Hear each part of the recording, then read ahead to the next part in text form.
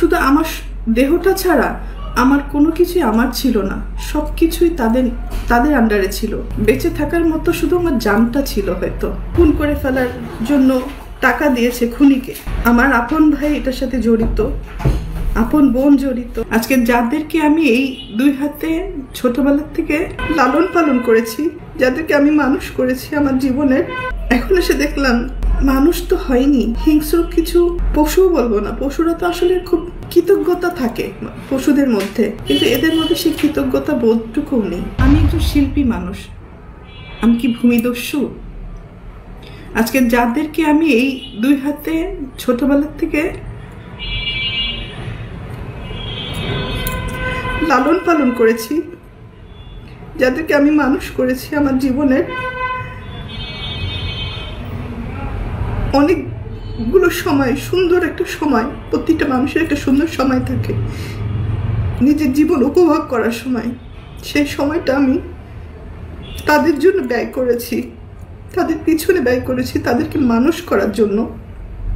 কারণ আমার বাবা মায়ের সন্তান আমার সন্তান না, কিন্তু তারা কিন্তু আমার দায়িত্ব না।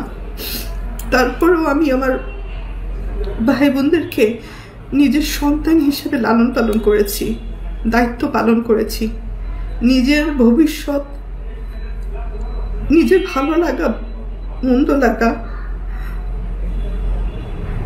অনেক কিছুই বাদ দিয়ে দিয়েছি শুধু আমার ভাই বোনদেরকে মানুষ করার জন্য। কিন্তু এখন এসে দেখলাম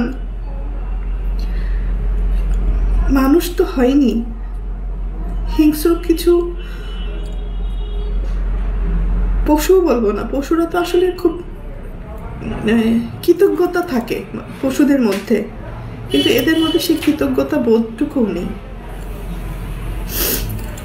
আর উপরের দিকে থুতু ফেললে তো নিচের দিকেই আসে। কাদের নামে অভিযোগ করব?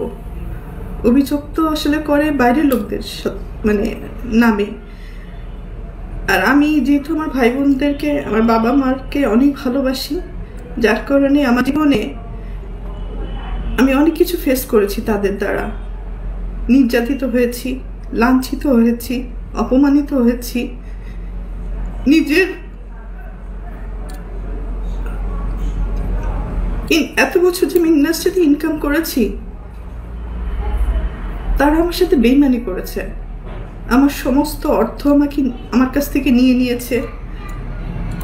আমার টাকা দিয়ে কেনা সয় সম্পত্তি কোনো কিছুই আমার নামে ছিল না, আমার প্রত্যেকটা ভাই বোনের নামে ছিল।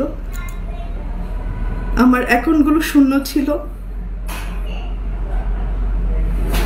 এবং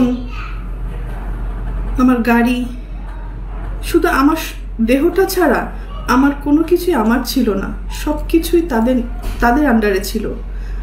হ্যাঁ, আমিও তাদের আন্ডারে ছিলাম।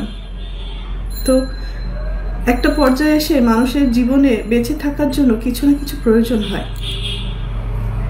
তো বেঁচে থাকার মতো শুধু আমার জানটা ছিল হয়তো। তো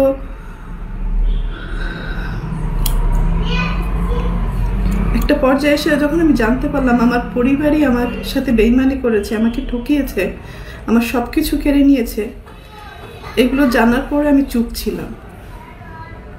আমি যাদেরকে কোলে পিঠে মানুষ করেছি এই হাত দিয়ে,